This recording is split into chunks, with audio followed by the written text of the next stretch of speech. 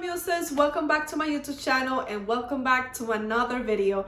Today's video is going to be, let's say, a more informal video because, come here, you guys are going to learn a little bit more about me, like who am I? So yes, today's video is going to be a 25 facts about me. I feel like this video is long overdue. Like, I wanted to do this video since the beginning of my YouTube. Like, I wanted it to be my first YouTube video, but I don't know, when you start thinking about who you are and like what you like and who are you in general, I don't know if I'm the only one, but I feel stuck when I ask myself, like, who am I? Even when I go on job interviews and they ask me, tell me about yourself, I'm like I don't know who I am. I like coffee, like I don't know, like literally that's why this video took so long for me to film it, because I don't know, like it took me a while to actually sit down and think about myself and who am I in general. And yeah, I just wanted to make this video so you guys could get to know about me and the person behind the screen. And if you haven't subscribed yet, do so now. Don't forget to turn the notifications bell so you're the first to know when I upload a brand new video, which is usually every Wednesdays or Mondays or Fridays or whenever I have time, I guess. But anyways, let's get back to today's video. 25 facts about me, and here they are.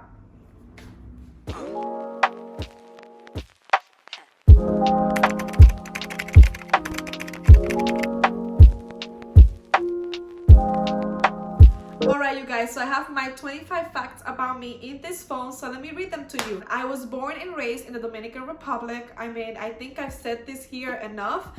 I'm just very proud of where I come from, and I never deny where I come from. I came here when I was 13 going on 14, or 12 going on 13. I'm not really sure. Like, if you ask me, it's all a blur. At least like some parts it's like a blur. I know I was beginning 8th grade, and yeah, I've been here, I would say, for more than 13 years, and I consider this my home. But at heart, I am Dominican. I will always will be. My parents, my family, they're all over there still. My parents are here and my siblings, but most of my families are still in the DR. That's why I try to go there every so often. But yeah, I mean, I was born and raised over there, so that means I speak Spanish, claro que sí. And I know a lot of like my family members and friends from the DR want me to create a YouTube channel in Spanish for me to do Spanish content, but I don't know why. But even though Spanish is my first language, and of course it will be easier for me, but I guess I'm just used to speaking in English when I'm on social media. Like, I don't know, even in my stories, my family are like, why do you always speak English? Like, you know, speak Spanish. But I swear, it's just, I speak Spanish mostly at home. At work, I also speak mostly Spanish because, you know, I live in a very Hispanic community. So I feel like when I'm on social media, that's the only chance I get, you know, aside from when I'm reading, only chance I get to practice my English. So yeah, I'm sorry, but you know, maybe in the future I could, you know, do a Spanish channel or upload Spanish videos, but for now, lo siento. Anyways, that has nothing to do with the first fact, but yeah, I was born and raised over there. My experience coming here is, I don't know, I would say like it's any other immigrant experience. Like, it was hard, you know, I pushed through and I graduated. And yeah, let me not get into any further because we're gonna get to some of those topics later with more facts about me. But yeah, if you were wondering where I'm from, if you can tell by the accent or by my looks, I'm Dominican and very proud.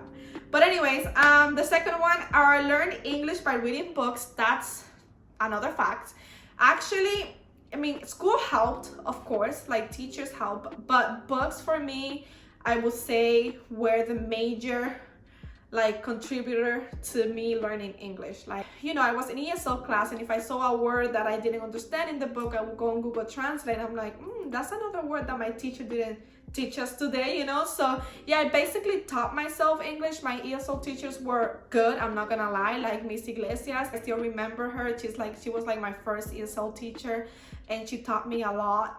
And yeah, I think I've spoken about her in previous videos. If you see my previous video where I talked about how books got me out of depression, I talk about Miss Iglesias, and yeah, she's the whole reason why I fell in love with books and the whole reason why I feel I learned the English language faster. Like in a year, I was already speaking English. Maybe not the best English. Even now, I'm not speaking the best English, but you know, it did help me a lot. Also listening to music, watching TV shows in English, things like that. So yeah, I could say that books, you know, were the first factor that helped me learn the English language. So yeah, that's fact number 2. Now, fact number 3. Speaking of schools, like I said, 8th grade for me wasn't a pleasant school year. It was my first year here in the United States, and let's just say that the teacher there wasn't really helpful, you know, in me accommodating to this new world, basically. She was very like on top of me, and I guess, you know, now that I'm older, maybe I can understand that maybe she was trying to, you know, help me or like encourage me, but I still don't understand her ways, to be honest. But you know, to each their own. But I will say that she did bully me, and I'm not afraid to speak on it. But yeah, my 8th grade teacher bullied me with stuff she said to me. And one of the stuff that she said to me that actually like struck me through all my high school years and even some parts of college, like I carry those words with me even until now. Sometimes I think about those words and it affects me. One day in class, she was asking students like what we wanted to be, like what we wanted to be when we grow up, or I don't know if she asked like what we wanted to study in college. I think that was the question. She asked what we wanted to study in college, and I said, because by that time, even from the R, I always said that I wanted to be a teacher. So you know, when it was my turn, I told her like, oh, I want to be a teacher, and her answer was, oh, but not a math teacher or English. Like, why it affected me so much? Because in a way she was saying you will never be an English teacher or a math teacher because you're dumb, like you will never get it. Like, at least that's how my 13-year-old self took it, you know. And I think as a teacher it was wrong for her to say that. And just little comments like that she did towards me, and even toward other classmates that were in the same position as me, like, you know, recently coming from their countries and learning the English language. Like, she was very, you know, some of her comments were very rude, and yeah, and I consider them borderline bullying. Like I said, it just really hurt me, and I carry those words for her even throughout some parts of college. Like, even when I was studying education in college and I was studying English in college, I started thinking like, maybe she was right, maybe I can't do this, maybe I can't be a teacher. And yeah, those words were really hurtful. But yeah, that's fact number 3. My ESL teacher bullied me while in school, and yeah, it's stuff that happens, man. But here comes fact number 4, because I did graduate from college with a BA in English, something that I'm very proud of, because, you know, as an immigrant and whose English is not my first language, to have a BA in English means a lot to me. Like I said at the beginning, I wanted to be a teacher. That's why I majored in English, but then things turned the other way and I figured out that teaching might not be for me, and I'm still trying to figure out like what to do with it. But just to hold it in my hands, to be able to say that I graduated college, and to be one of the first, I think I'm the first, now thinking back, I think I'm the first generation, you know, that graduates college in my family, and for that I am really blessed and thankful. And yeah, even though my 8th grade teacher didn't believe in me, I did believe in me, and so did many professors and teachers in my, you know, school years. So yeah, I did it, and I'm very, very proud of myself. So fact number 5, I am the oldest of my siblings. I have 2, and you know what that means, being the oldest. If you have siblings and you're the oldest, you know what I mean. You basically act as a parent and as a babysitter, and you get blamed for everything. And yeah, that was basically my childhood. Even though I didn't really like grow up with my my brother, I have a brother and a sister.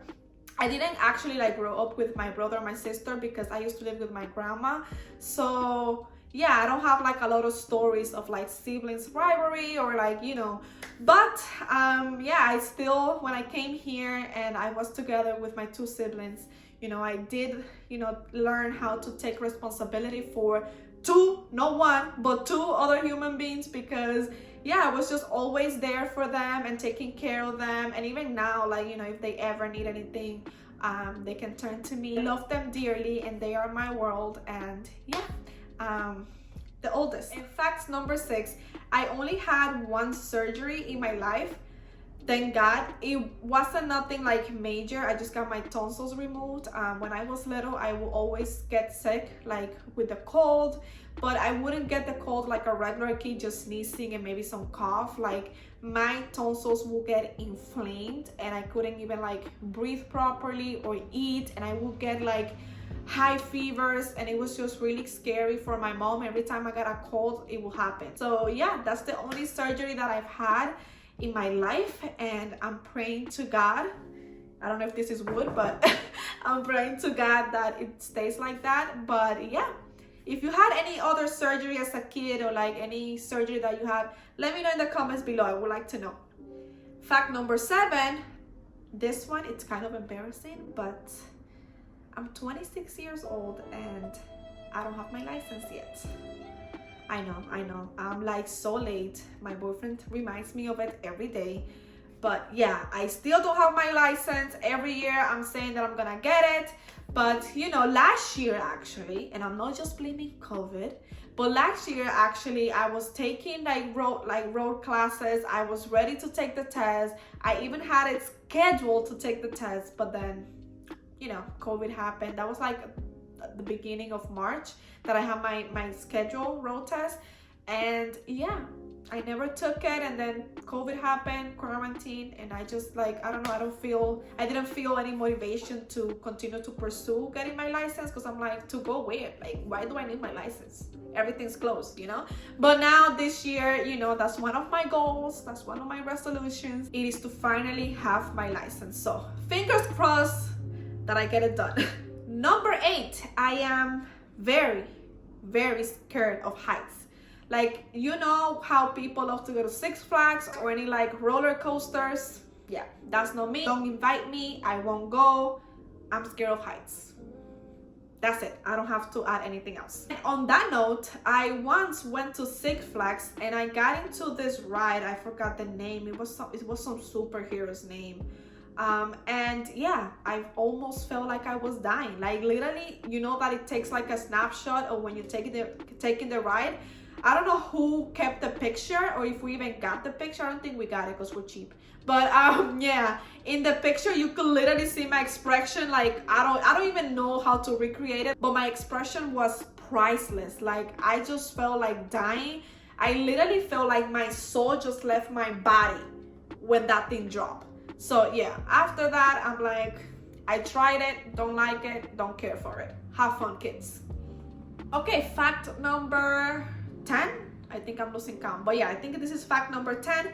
I don't eat vegetables. I don't like eating vegetables. Maybe it's a proper, you know, statement. I don't know. I do like, I when I cook, I do add them, you know, when I cook, but I never eat it. I just add it like for flavor. But yeah, I don't eat broccoli. I don't even eat, I don't know, name a vegetable. I don't eat it. I don't like it. So yeah, and I'm still alive and healthy. So kids, if you're watching this, don't pay attention to your parents. You don't need to eat your vegetables. Just kidding. Okay, I think I'm going to get a little hate from this fact about me, you know, but it is what it is, and I'm saying it. I firmly and strongly believe that pineapple does go on pizza. Don't tell me otherwise. Pineapple goes on pizza, period, end of discussion. Okay, next fact. I don't know if avocado is a vegetable, because if it is, that's the only vegetable that I eat then, because I literally put avocado on everything.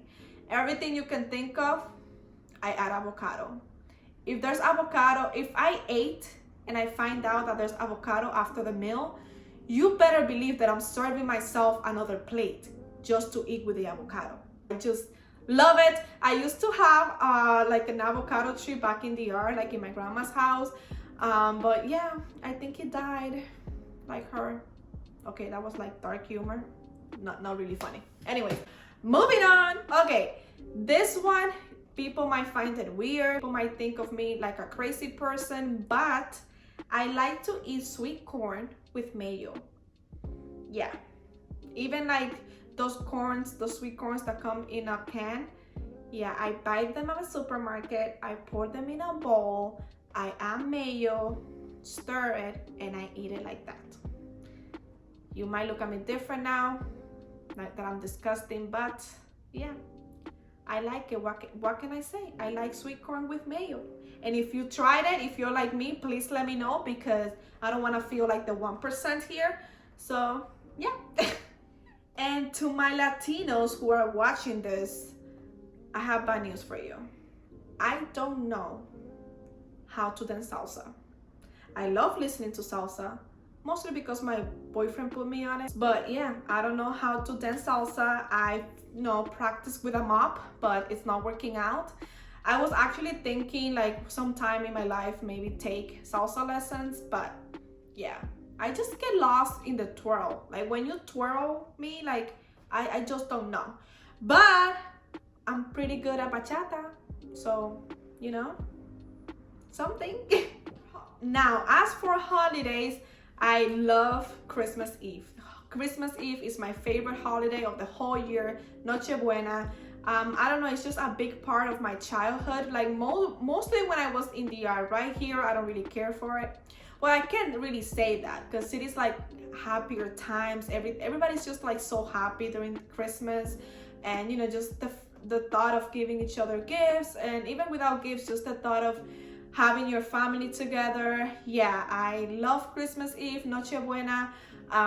Like I said, in my childhood, it really it was a nice experience. Like we will all get together by that time, like my grandparents. But yeah, just the family gathering around and eating together, eating a nice dinner together and praying together. It was just such a nice experience in the DR that for me, no matter the situation that I'm in on that time, because I've had Christmas Eve where I've literally felt very lonely.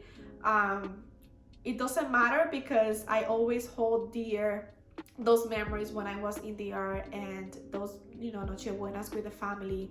They will always live dearly in my mind and in my heart. So yeah, I just love Christmas Eve. I don't really care much for Christmas because we don't do anything. Hispanics don't do anything on Christmas. We just leave leftovers and stay in our PJs.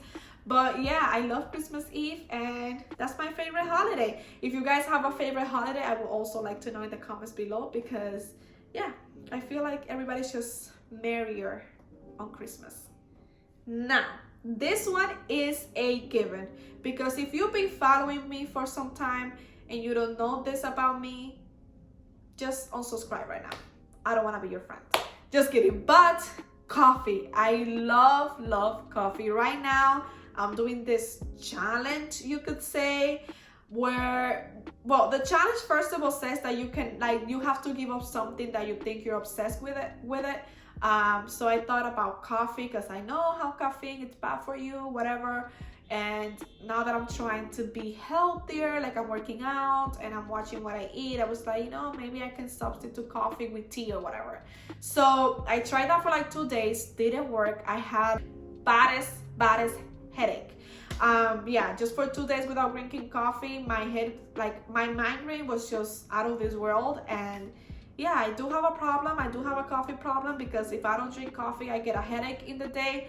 But what I'm doing now is that I'm only getting myself 1 cup of coffee in the day. Like, I used to make a cup of coffee every 2 hours, I think, at least at work.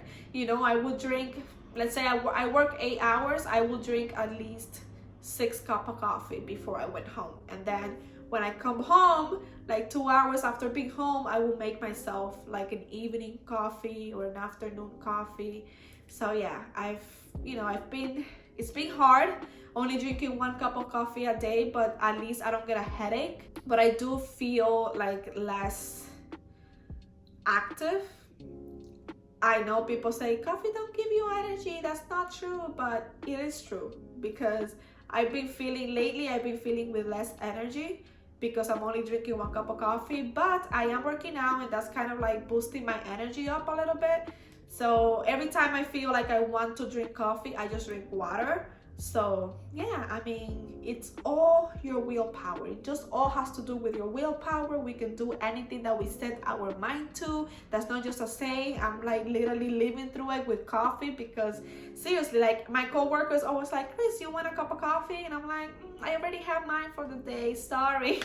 It's really hard, but we're getting there. The next fact is, as you know, or you might not know, that's why I'm doing this get to know me, but I also love wine, and my love for wine began 2 years ago, almost 3 years ago, when I met my bestie, Stephanie Mutz. She also has a YouTube, so I'm gonna be linking it down below so you guys can go and show her some love.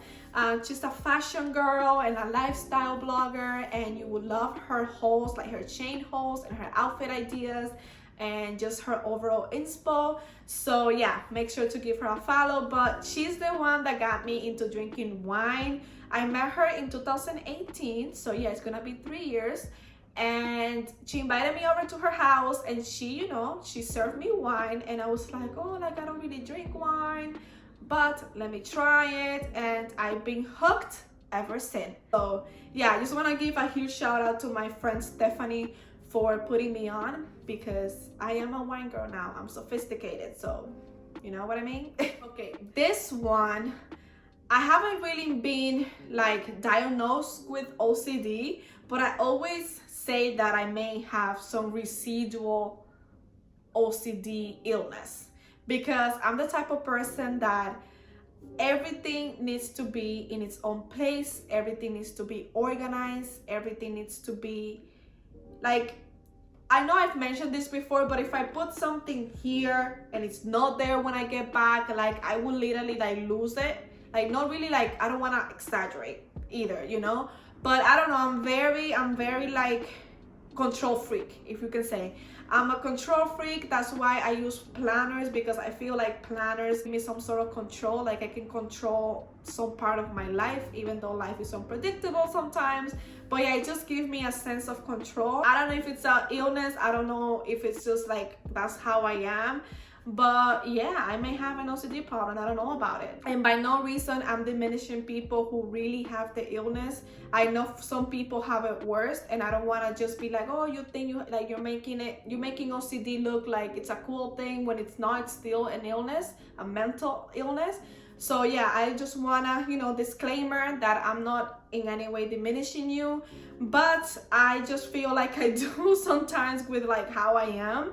But yeah, and in that note, I love planning. I think you guys know by the videos that I posted lately, or if you've been following me for a while, you know that I love planning. I currently own 2 planners. Well, if you count, well, let's say I have my always fully booked planner, which I did a flip through video, and even a giveaway here on my YouTube. If you want to check it out, the giveaway is now closed, but you can see the planner that I use for my bookish stuff. I also have my board calendar behind me. I'm just like more of a visual person, so even though I love planners, unless like I sit down and look at my planners, I can't really like remember what I have to do that day. So that's why I use the board, because I can just walk around my apartment. I can just take a look at my board and be like, oh yeah, I have to do this today. So yeah, that's the reason of the board for me. And I also ordered another planner that I've been waiting for 2 months. They're really like bad stock. But yeah, I also ordered another planner just for my personal use and for work stuff. But yeah, I love planning. I think, like I mentioned before, it gives me some sort of control to plan my life, or to plan my, at least like my days and my weeks and my months. So yeah, I love planning. And if you want to see more planning videos, give me a thumbs up, because those are coming. Also, this one is another given, but I love hoarding books. I don't know, I haven't counted yet. I don't know how many books I own, but yeah, I have a lot of books on my collection. I remember when I started Bookstagram, I only owned like maybe 10 books, like the most. And they were either like college books that I really liked, you know, in my English classes. And to see how I started with like 5 books to what I have now, it's insane, you guys. My collection has gotten so much bigger because I don't know, I just entered in this amazing like world of books, and people just recommending so many amazing books. It's just hard for my wallet and for me to be like, no, you know. So yes, I love hoarding books. Even if I don't read them in like a couple of years, I most have them. Like, I don't know. So if you're a book lover or a booktuber, I'm trying more to incorporate books here in my page. But to be honest, I don't feel like my book videos do well here on this channel than my lifestyle videos. So I've been thinking like whether to continue book content here on my YouTube, like if just to keep YouTube for my lifestyle and then just my Instagram for my books. I'm not sure. I'm still like battling out. But if you guys do enjoy my book videos here on YouTube, like reviews or book recs or like my favorite authors, any bookish stuff that you want to see, please let me know, because it really helps for me to know that, you know, other people enjoy it. But when I look at my analytics in YouTube, videos tend to not do so well. So yeah, just let me know.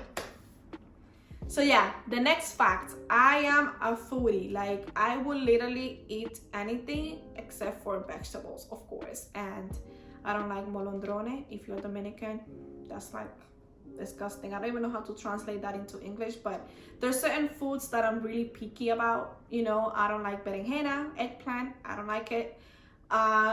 So yeah, there's certain foods that I just don't like. But I consider myself a foodie. I love food, and I think it's shown this quarantine because I weigh more now. But one of my favorite Dominican dishes is jaroa. You guys, if you haven't tried it, if you like authentic food and you're ever in a Dominican restaurant or you're ever in the R, if they have it, because they won't have it like in those fancy whitewashed restaurants in the R. Like if you go to a resort, they might not have it. But if you go to like the barrio and where the real people is, and you find a colmado or a bodega that sells it, I really, really recommend it. I love jaroa. My favorite one is the one with French fries and plátano maduro, yellow plantains.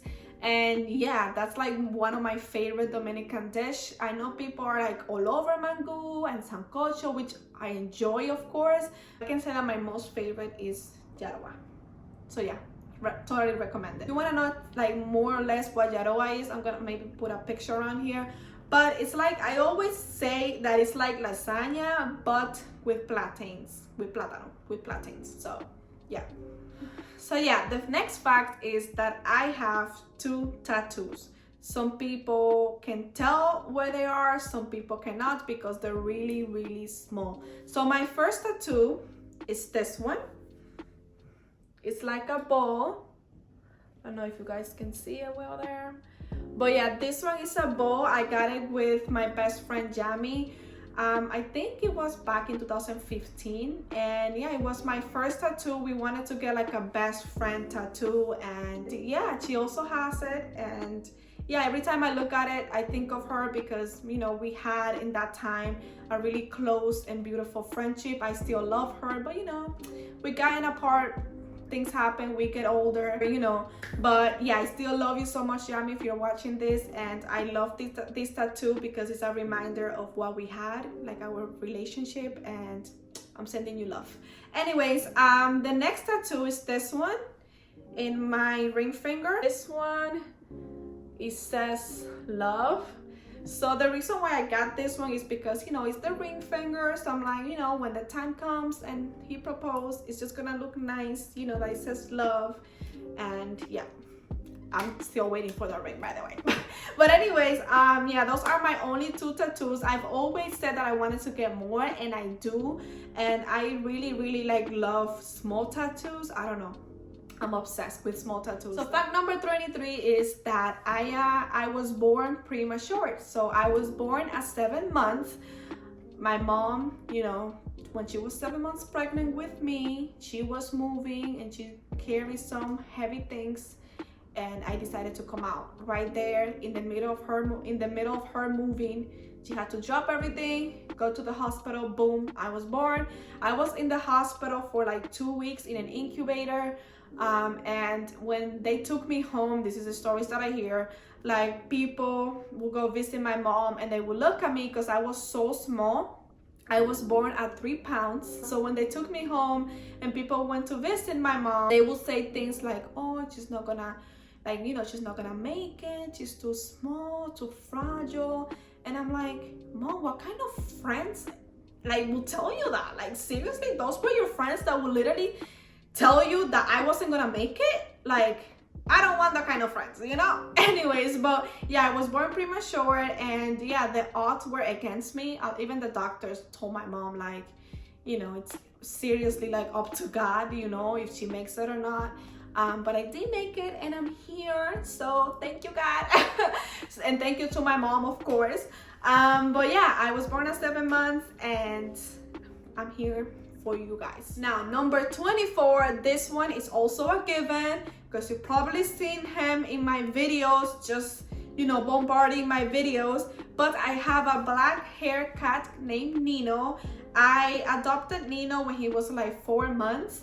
My boyfriend's mom, her cat, gave birth to like 7 little kittens, and I took Nino in when he was 4 months, you know, because I like to give them like time with their moms and to be fed with their mom, and then, you know, I adopt him. So yeah, he's not my first cat. I had one, which is like, it's hard for me to talk about him. His name was Simba, but he ran away, and yeah, I don't want to talk about it. But Nino has been such a great cat. I love him. He's my very first black cat. I know there are a lot of like misconceptions and people who believe that black cats are bad luck, or, you know, oh my God, you have a black cat. Like, some people are afraid of them. But I could honestly say that out of all the cats that I had, like even in the art, like I've always been a cat person. Even in the art, I used to have a cat.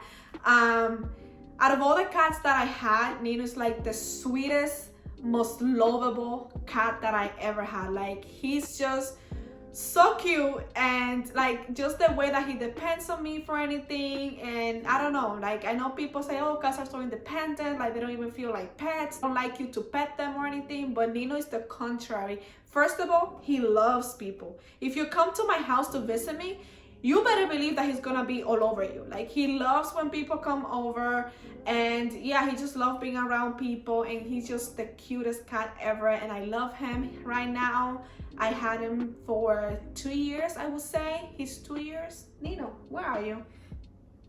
Nino! He doesn't want to be found today. Not today. Actually, I'm not even mad, because when I'm filming, that's when he likes to like mess with my tripods and just be on top of me. But today he's behaving. Today that I want him to actually be here in the shot, he's behaving. Anyway, so yes, I love my cat, and I will try to like show him here in my YouTube, because I know you guys, some of you guys have told me like, oh, Nino is so cute, like you should show him more. So yeah, I will definitely try. Now, if we're talking about music, my favorite music is like from Spanish music. I would say my favorite genre is merengue típico. I love merengue típico.